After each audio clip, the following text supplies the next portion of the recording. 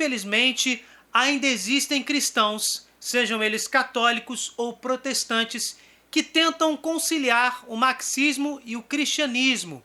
Isso é impossível. Inclusive, já fizemos vários vídeos sobre esse assunto em nosso canal.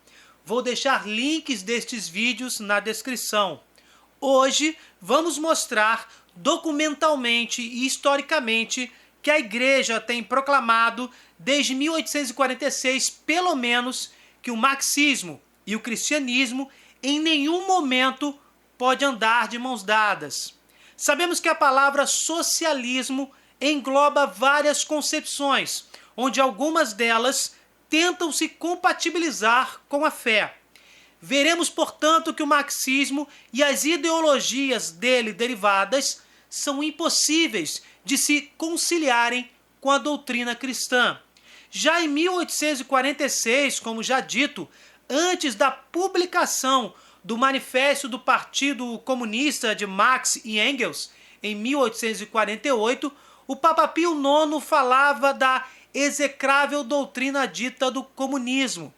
O Papa estava se referindo a uma doutrina que surgia no seio do socialismo e que proclamava a revolução do proletariado. Já em 1849, um ano depois, o mesmo Papa chamava a atenção dos fiéis para o perigo de conspirar com os sistemas perversos do socialismo e do comunismo. Em 1891, o Papa Leão XIII publicou a encíclica Rerum Novarum, em que mencionava o socialismo como sendo um corpo de doutrinas amplamente inspiradas pelo pensamento marxista. 40 anos mais tarde, Pio XI, na encíclica Quadragésimo Ano, distinguia nitidamente socialismo e marxismo, observando que marxismo e socialismo partiam de uma fonte comum, embora o comunismo reivindicasse para si a ortodoxia do marxismo. O Papa falava da índole ímpia e injusta do comunismo e, ao mesmo tempo, declarava que socialismo religioso, socialismo cristão são expressões contraditórias que ninguém pode ser simultaneamente católico e autêntico socialista. Como já mencionamos várias vezes, é a mesma coisa que tentar ser pecador e santo. É a mesma contradição quando alguém diz que é um católico não praticante. Ou você exercita a sua fé ou não. Em 1939, a Guerra Civil na Espanha levou Pio XI a escrever a encíclica Divini Redemptoris, na qual se lê: a doutrina que o comunismo esconde sob aparências perfeitas e sedutoras tem por fundamento os princípios do materialismo histórico e dialético já propostos por Marx e pelos mestres do bolchevismo, que pretendem possuir a única interpretação do marxismo autêntica. Eis o novo evangelho que o comunismo bolchevista e ateu quer anunciar ao mundo como mensagem de salvação e de redenção. Sistema cheio de erros e de sofismas, oposto tanto à razão quanto à revelação divina, doutrina subversiva da ordem social, porque destrói os fundamentos mesmos dessa ordem. Pela primeira vez na história, assistimos a uma luta friamente desejada e sabiamente preparada do homem contra tudo o que é divino. Vigiai, veneráveis irmãos, para que os fiéis não se deixem iludir. O comunismo é intrinsecamente perverso e não se pode admitir que de maneira alguma a colaboração com ele da parte de quem queira salvar a civilização cristã. As palavras são explícitas e enfáticas, claras e lógicas.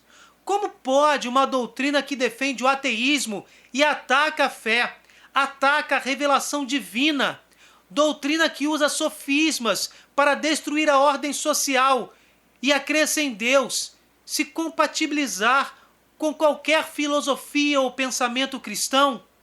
Bem, por ocasião do Natal de 1942, Pio XII confirmou as palavras de Pio XI e confirmou a condenação de todo socialismo, comunista ou não, visto que se inspira no marxismo.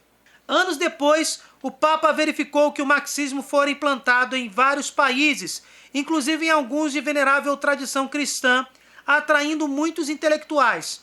No Natal de 1955, removeu mais uma vez toda a possibilidade de compromisso com o marxismo. Rejeitamos o comunismo como sistema social inspirado pela fé cristã. devemos afirmar os fundamentos do direito natural.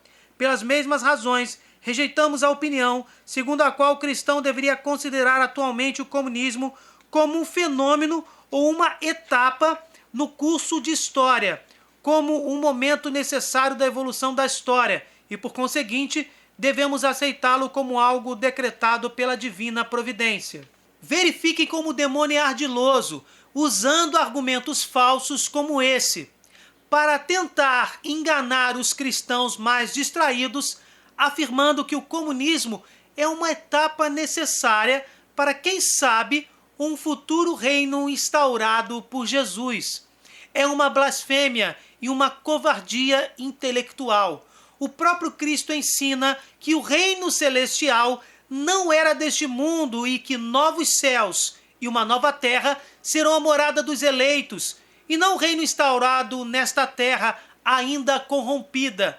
Sobre o juízo final, temos um vídeo sobre o assunto. Vou deixar um link na descrição.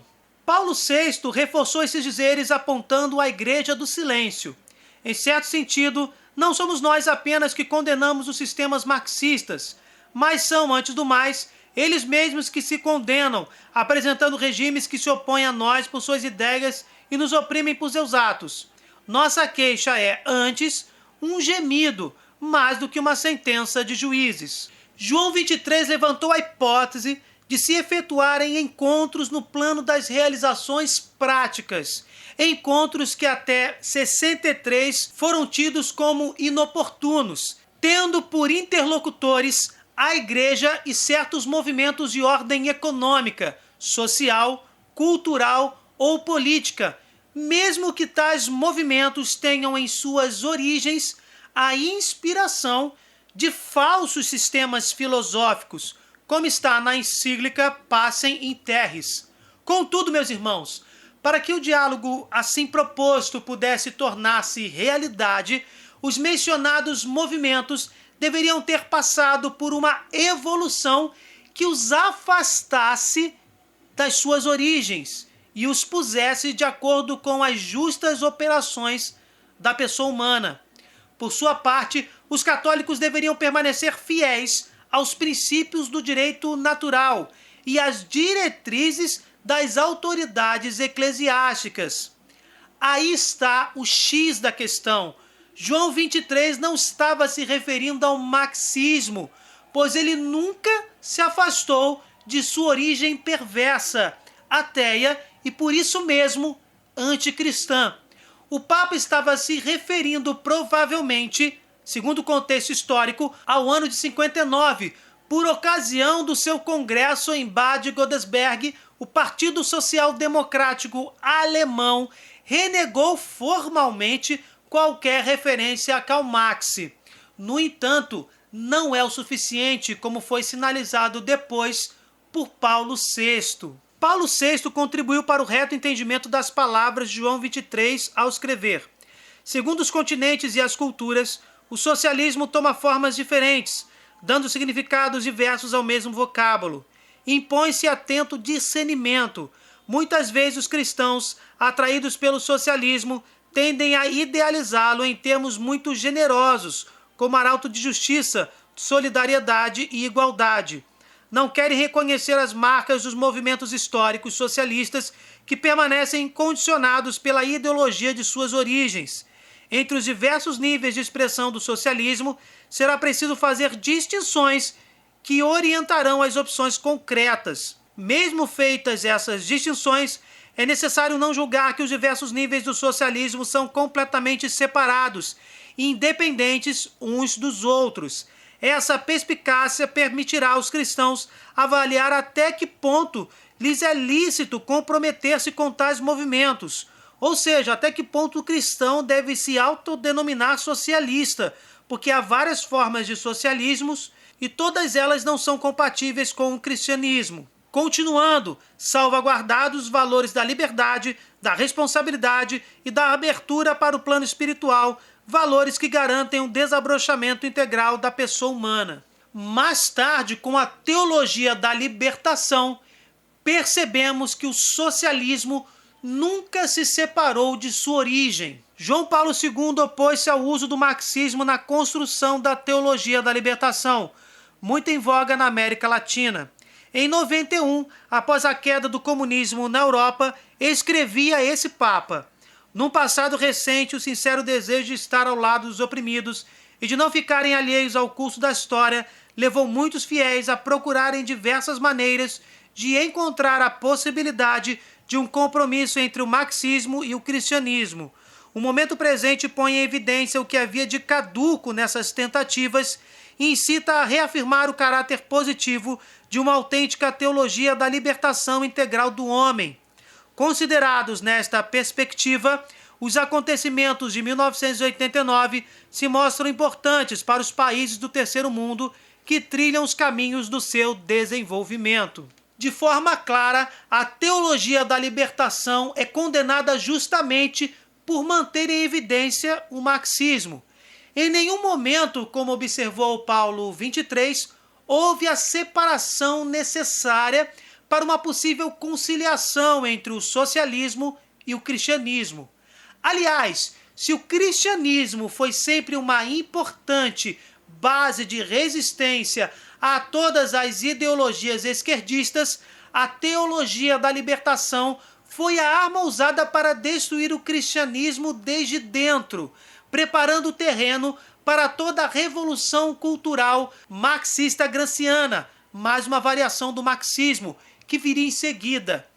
Aliás, para estar do lado dos oprimidos, não precisa ser socialista, que prega o ateísmo e, além disso, distorce a revelação divina no mais alto grau. Basta ser cristão. Não é necessário seguir Karl Marx ou qualquer outro pensador que manipula minorias para ascender ao poder ou conquistar notoriedade, como vemos em toda a história. Basta seguir Deus encarnado, que morreu por nós na cruz e ressuscitou, vencendo a morte. A rejeição do marxismo por parte dos papas não procede de um espírito sectário, nem sobre uma visão unilateral do mundo, pois os papas condenaram também o liberalismo, que, conforme Paulo VI, é uma afirmação errônea da autonomia do homem. João Paulo II explica de forma cristalina por que o marxismo e sua expansão, socialismo, comunismo e suas mais diversas variações não pode se conciliar com a religião. João Paulo II observa que o marxismo e sua expansão foram, de certo modo, preparados pelas correntes filosóficas racionalistas e ateias dos séculos XVIII e XIX. O ateísmo de que falamos está estritamente ligado ao racionalismo da filosofia das luzes, racionalismo do século XVIII, que concebe a realidade humana e social de maneira mecanicista.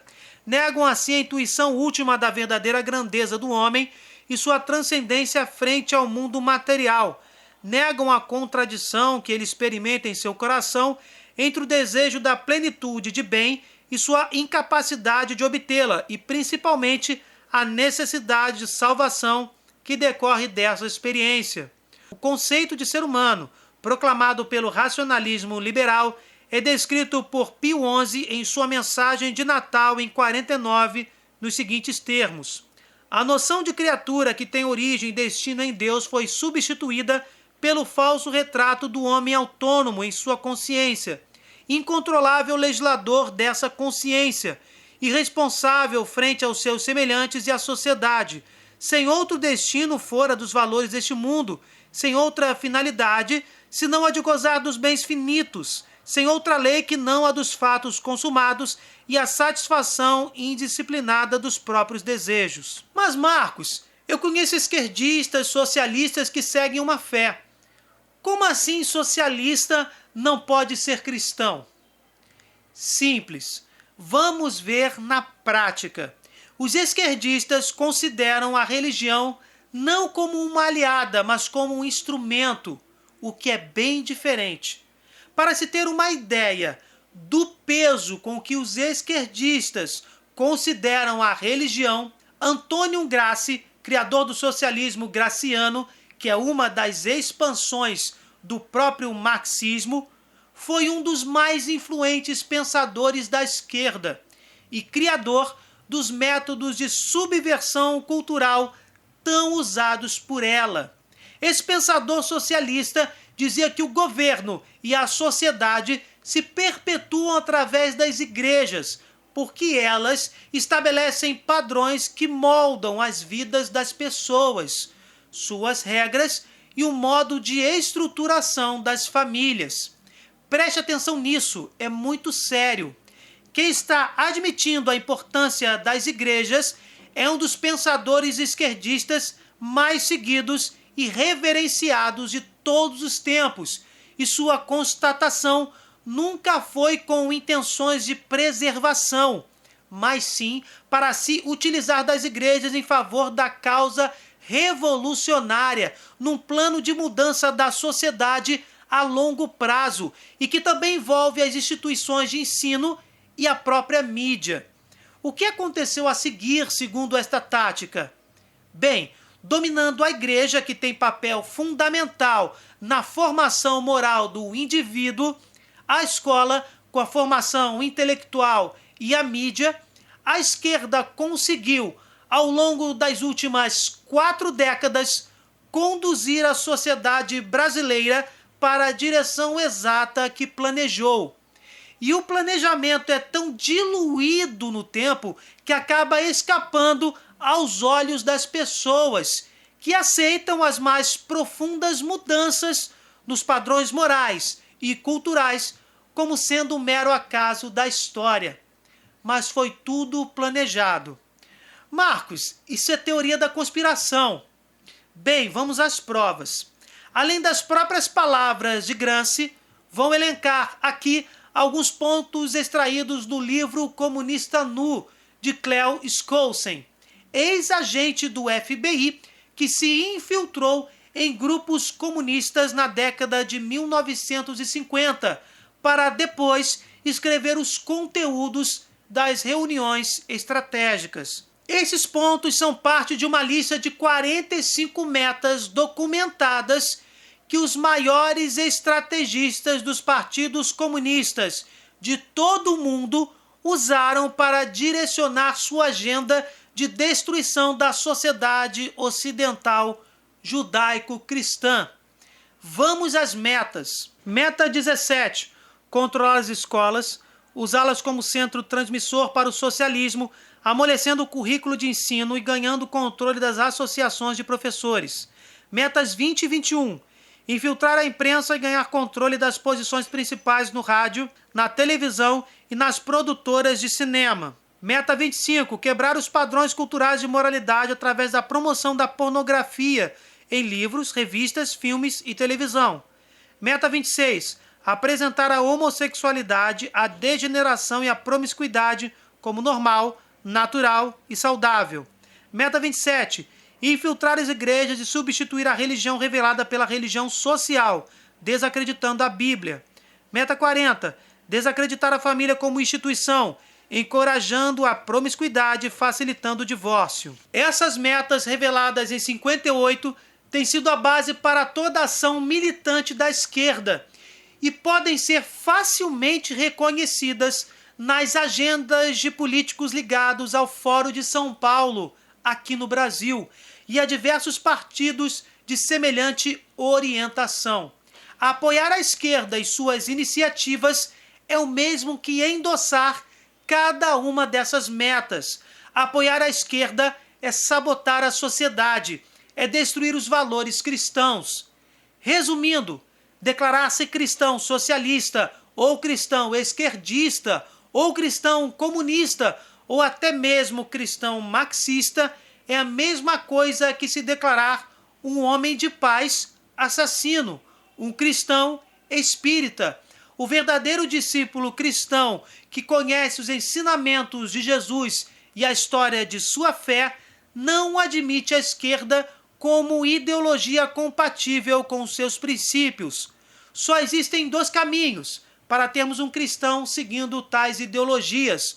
Ou ele não conhece o cristianismo, ou não conhece o marxismo e suas variações, ou faz tal coisa por pura desonestidade intelectual e moral.